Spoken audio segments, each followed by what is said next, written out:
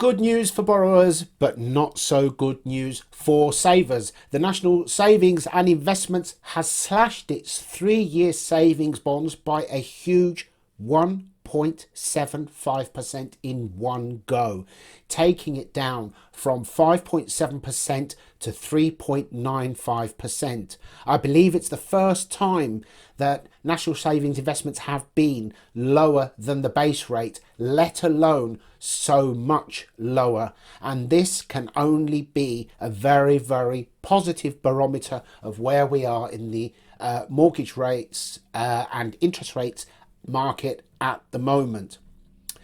If you've been watching the fixed rates being offered by lenders over the last few weeks, you'll notice that just about every day one lender or another is offering a slightly lower rate because the take-up of mortgages has literally collapsed over the last few months, and this has only accelerated since the latest inflation figures were released. And although things are not always as they seem, it is very, very positive, officially appearing to be lower than the Prime Minister's target. And I do say appearing because, as always, once again, things are not always as they seem.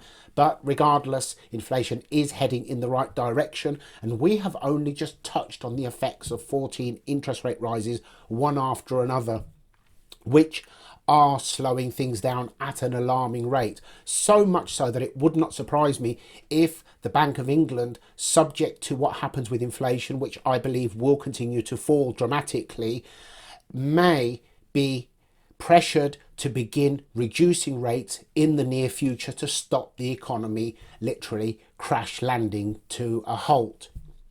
They will obviously be careful because they got it wrong last year and didn't increase rates in time. So this time they will be careful not to be premature with reducing rates.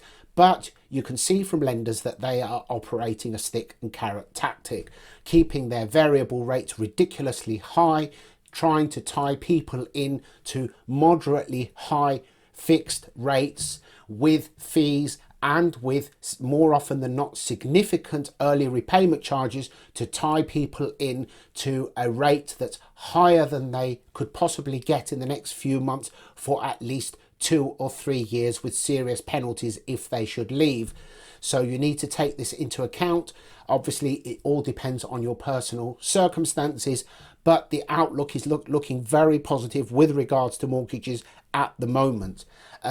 Don't be fooled that with the fall in rates for mortgages that the property market will suddenly take off. It will not. The pressure on property prices is still downwards, and for the first time the Land Registry has acknowledged this. But you need to also keep in mind that since the pandemic and the work from home initiative, directive, whatever you may call it, that the efficiency of the Land Registry is nowhere near where it was. And whereas previous to that, on average, figures were published after 3 months, now they take as long as a year, which means that it's much, much longer before we actually have the true figures. And in the meantime, we are at the mercy of the media with a vested interest in hiding the truth from the public to keep them